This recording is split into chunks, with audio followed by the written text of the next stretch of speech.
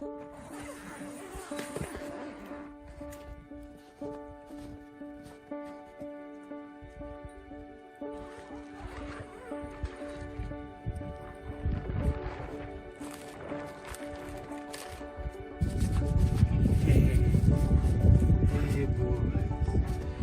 good morning, folks.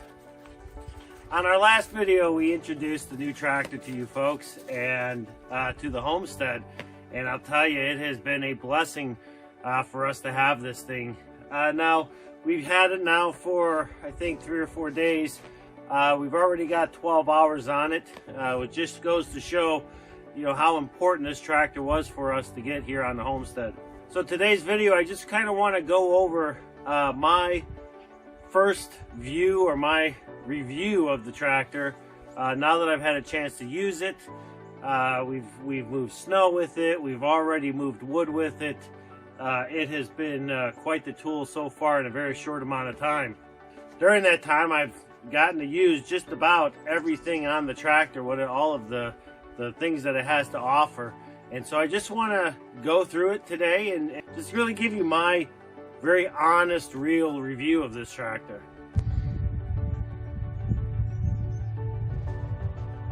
So the first thing we got to do is get it started and get it out of the canopy.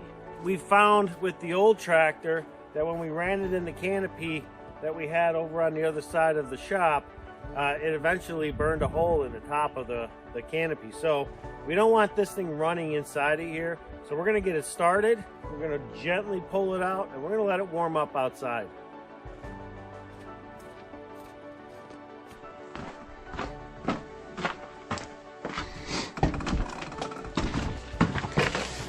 Okay, to start this thing is relatively easy. The first thing we need to do is make sure that the parking brake is off. We also need to make sure that we are in neutral, in the low and high gear, and then also the gear shifter as well.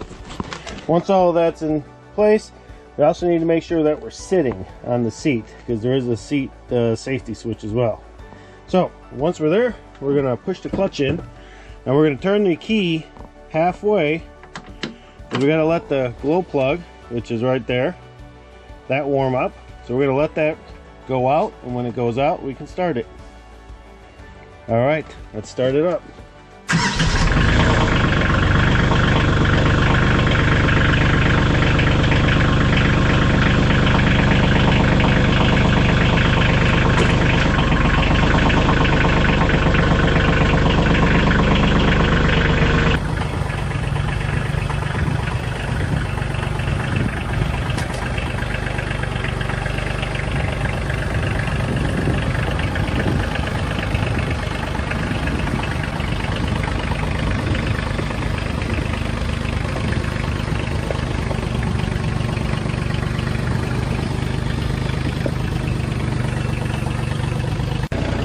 So right now it's about 29 degrees out.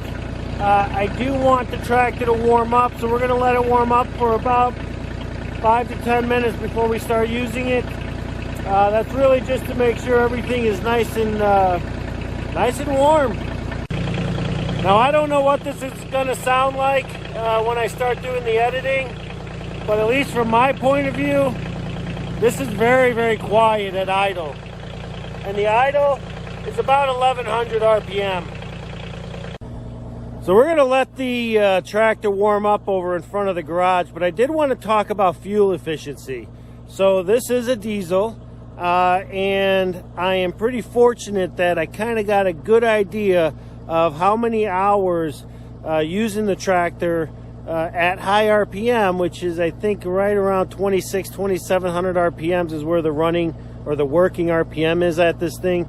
How many hours it took on a full tank of gas. Now when Gary's Yamaha delivered it, they did deliver it with a full tank of fuel, and so I ran it for about 10 hours, and that fuel gauge got down to about an 1/8 tank of diesel. So that tells me I can get approximately 10 hours of work out of the tractor on a full tank of fuel. Now I have no idea if that's good fuel economy or not, but for me, I mean, that's about 2 or 3 days worth of work if I put in 4 or 5 hours on the tractor, and that's fine with me. Now the little Suzu that we have, the one that we used all last summer, now that was only a 2-cylinder and it was only 15 horsepower. It didn't use anywhere near that quantity of fuel, but it was a small engine.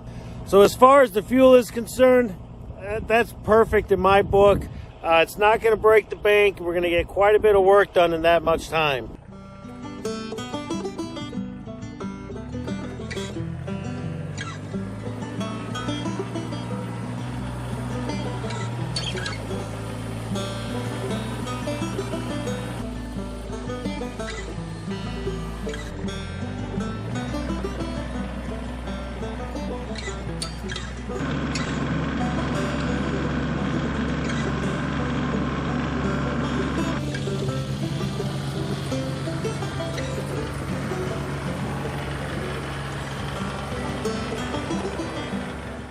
So one of the first things I've noticed about this tractor is that it's a lot bigger than what I had, yet a lot smaller than the more common 2610 model. That said, this is still a 24.5 horsepower tractor, and for what we're going to be using it for, this thing's perfect. Now I think the weight on this tractor is right around 2,500 pounds. When you add the bucket, I think it pushes it up to like 3,200 pounds. If you add me, we're up to 3,400 pounds. And that is heavy enough for us to get around and not really need to worry about what we're lifting, raising the back tires. Now that said, we did order this without having the tires loaded. But in a future video, we're going to show you how we load these tires. The other thing is we don't have any PTO implements right now, so I have no way of testing the PTO and the effectiveness of it. But once we do get an implement that'll use that PTO, we'll certainly do a review on that as well. Now, will we upgrade? Absolutely. The plan has always been to get a 35 plus horsepower tractor, and that would be the tractor we would use forever on this homestead. This one being a 24.5. is an upgrade from the 15 horsepower that we had in the Suzu, which, by the way, we are going to keep the Suzu. I am going to fix it, and then we'll use that tractor here in the yard, and this Kioti we will use out in the woods. Now, when we do upgrade the tractor, we'll be going to the larger 3510 on this Kioti, but, we're 3 or 4 years away from that, and until then, we're going to put this thing to the test. Well, with that said, we do have some wood to load up. We've got to get the firewood shed filled up again. Now that we've got a nice tractor, we're not having to use the ATV and the wagon. We should be able to make quick work of this. So with the firewood shed, there's a couple of things I need to do right now.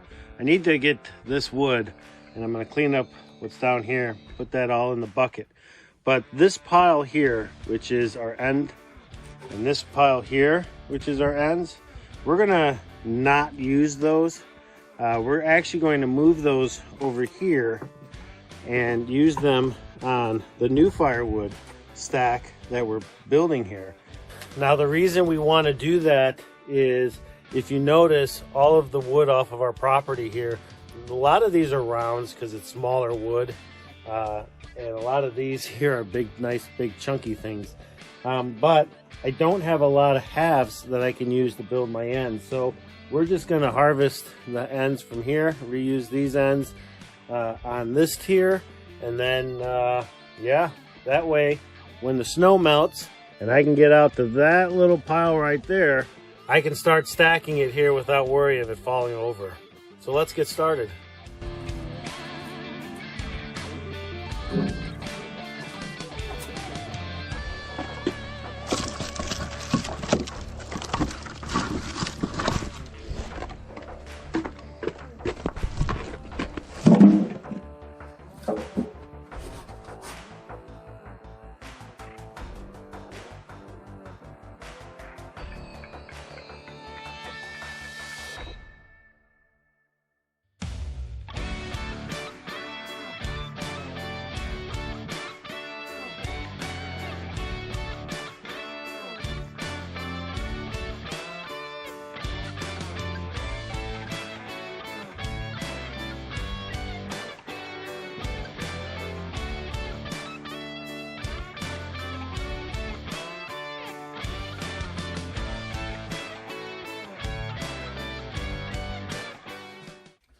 As far as maintenances on these tractors, it is relatively simple. Now, all of the filters, the dipsticks, the fills, all of that stuff is easily accessible. There's a ton of videos online as far as the location of them. That said, the only thing that I don't like about this tractor is that rather than having a dipstick for the transmission, the hydraulics, there's actually a sight tube or a sight hole. And the only reason I don't like that is it's very subjective, as opposed to having a dipstick where you throw the dipstick in, you pull it out, and you know where the line is, you know where the level is. With the sight glass though, I've just never been a big fan of them, and unfortunately this tractor has it. All of the filters, the oil, all of that stuff can be purchased either online or at your local farm store, whether it be Tractor Supply or anything like that. So they are all relatively easy to get to.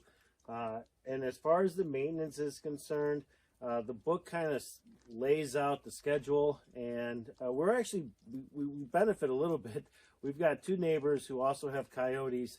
One has the 3510, I think the other one has a 2610, and so we're able to share each other's experiences with each other and help out if need be during the maintenance on these. Now, there's two types of transmissions you can get for these. One is the hydrostatic, which is basically an automatic, in simple terms, that is. And then the more traditional, which is a stick shift. It's a manual, and that's what we've got here. The big differences as far as mechanically, we've got a clutch over here that we need to use to shift into each of our gears. And then we have our independent brakes here. We can either brake on the right tire or the left tire, depending on if we need to do a stop and pivot turn. Or, as for me, I just have them locked together, use them both together. It works for us. And then we have a throttle pedal down here, along with our main throttle right here. So the only time we need the clutch is when we're starting or we're shifting. Other than that, it just goes, and we control the throttle from the stick, the lever, or from the pedal.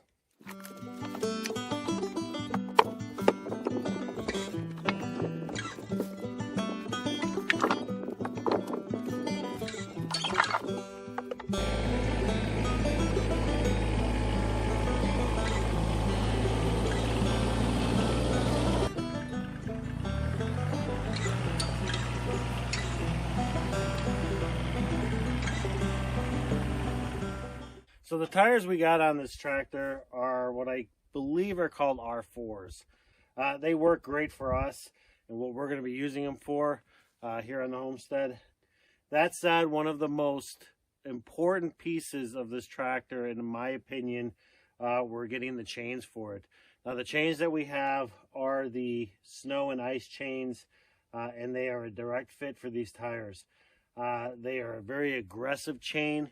And truth be told, being where we're at, as you can see in all of my videos, all we have is ice and snow here in the wintertime. And since we'll be using this tractor so heavily in the wintertime, we wanted to make sure that traction was not an issue. And getting these chains, albeit they were a little expensive, as a matter of fact, I believe these chains we may have paid right around $500 for. But again, they are a direct fit. We don't need to worry about any slack in them. I mean, they are tight as hell on the tire. As far as taking them on and off, what we're gonna have to do, and we'll do a video on this sometime, probably in the spring maybe, when we go to take these tires off. But ideally what we'll do is we're gonna have to jack the rear end up. Then we're gonna deflate these tires.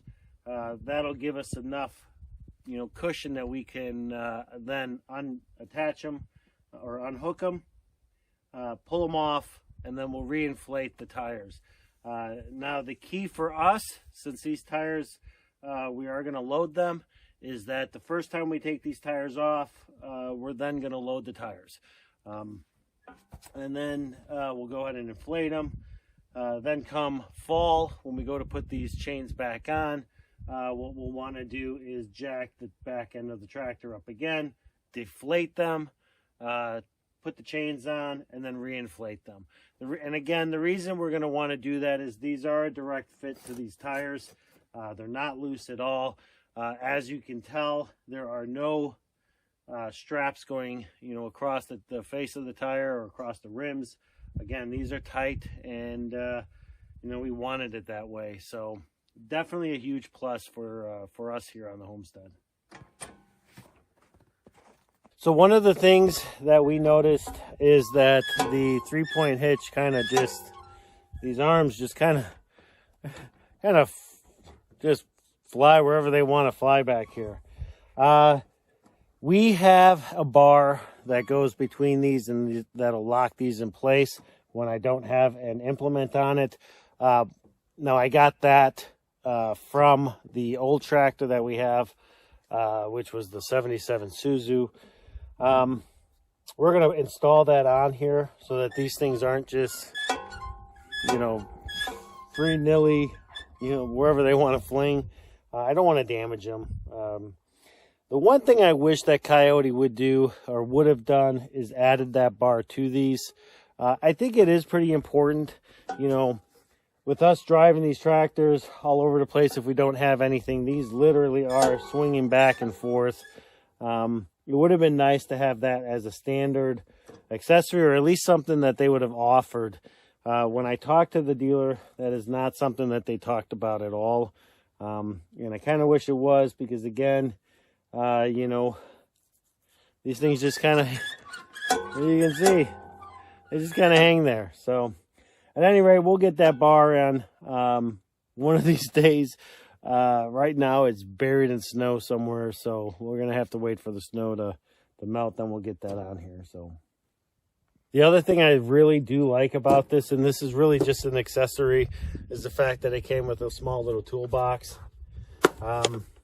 There's a couple of tools that are a must-have on the tractor. I think just a good set of, Phillips head, flathead, some electrical tape. And then one of the things that my neighbor told me I have to have on here is a good crescent wrench. And I can tell you from experience, I've only had this for 4 or 5 days now, but I had to drop this bar so that I could get the tractor in and out of the garage. In order to do that, this bolt right here has to come off, or at least has to get loosened up.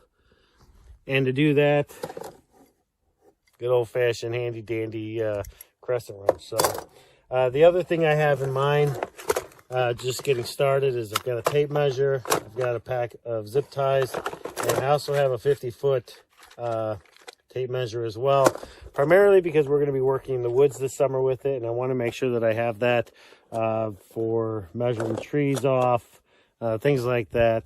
So the one thing I will probably end up doing, though, and again, this is a really neat little toolbox, but it is small. Now, when I look at the brackets for this toolbox, there's just a couple of holes here, but there is a bracket here. So my thought is take these screws off and later put a larger box on here, something that I can fit some more gear in. It's just an accessory, but if I am out in the woods, I would like to have more gear that I can bring with me, more tools, and so I might end up, just doing that. So we'll see, though.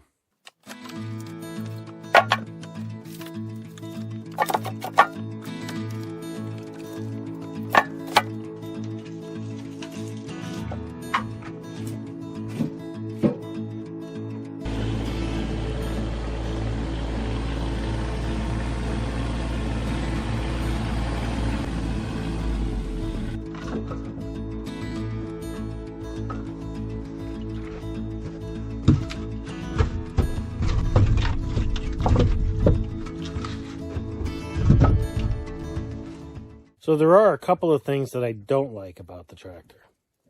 Now, I already talked about the fact that these are just kind of out here to sway around. But the other thing that's kind of, I don't know. Again, it's not one of those things where I don't like it, but it's just, I don't know, it's just tough to use. And that is, this is the bucket lever. When I can't do it now because Jen is working out of it, but when it's running and I want to bring the bucket down, the whole arm, everything, it's very jerky. Now, if I'm holding on and keep my hand steady against my leg, and I'll show you what I mean here. See, the lever's right here, and if I keep my hand steady against my leg and I push down, I can make the bucket come down smooth. But if I'm just out here and I, push the lever forward for the bucket to drop, that bucket really goes boom, boom, boom, boom. I mean, it is a pretty drastic movement in it. Going up, which is back, is no problem. Having the bucket tilt and back and all that stuff is perfect. But it's just the going down. Not really a fan of how it goes down. The last thing that, boy, is really kind of a pain in the butt is this sensor right here. So this sensor plugs into here, and this is the seat sensor. And as you can see, I've got a paper clip in it right now, shorting it out. And the reason being is the first day we got this, the sensor, which follows this cord here up into the seat, that sensor needs to be intact in order for the tractor to start. But unfortunately, with these types of sensors, they do freeze. Now, when that freezes, you can't start the tractor. There are little clips that you can buy on Amazon to plug into it, but I had a paper clip and it worked just as well. So now I don't have to worry about starting it in the cold.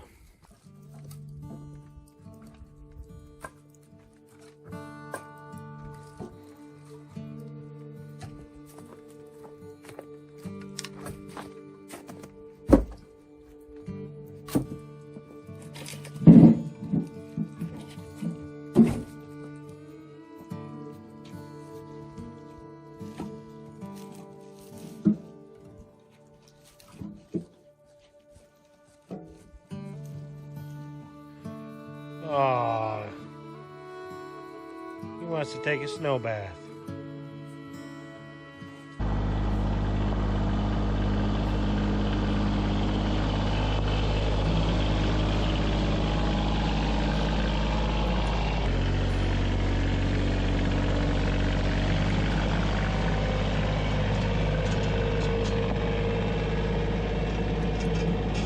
Now, I don't know much about tractors.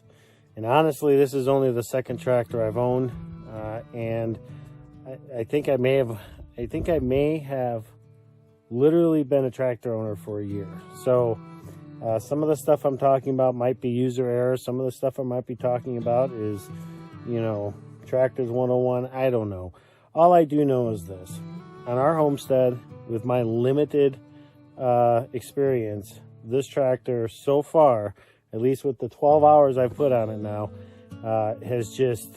it is so easy to use. It's doing exactly what I needed to do. I haven't had a single issue with it. I mean, it really is the perfect tractor for where we are in our homesteading career. One of the other features that I like on this tractor is that down at the bottom of the seat, there's a little lever. And if I do happen to get stuck, I can just put my heel on that, push it down, and it engages or locks the rear differential so that both of those rear tires are spinning at the same time. Now, I've already had to use it once, and let me tell you, it works great.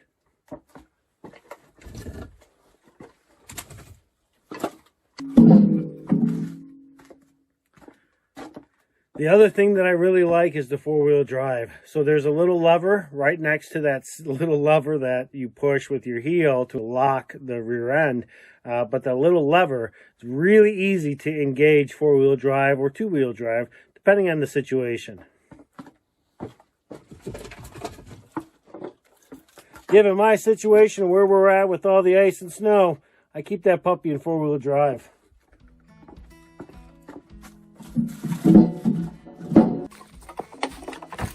Looks like you got a helper there. I do. Oh, you gonna help me? Okay, you hold those. Where you going with them? Where did my helper go?